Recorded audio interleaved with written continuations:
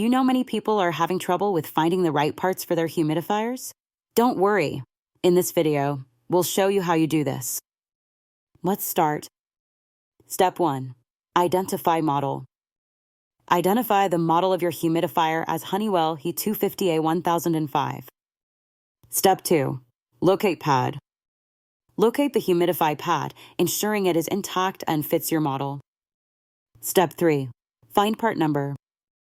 Find the part number HC26E1004 associated with your humidify pad. Step 4. Research pricing. Research pricing for the HC26E1004 pad from various retailers online. Step 5. Purchase pad. Purchase from your preferred retailer, checking availability online or in stores. By following these steps, you should have successfully identified and obtained the correct humidify pad. Still need help?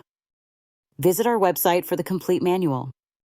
There you will also find questions and answers from other Honeywell users. Did you find this video helpful? By subscribing, you help us continue to answer users' questions. So, subscribe to our channel. Thanks for watching, and see you in the next video.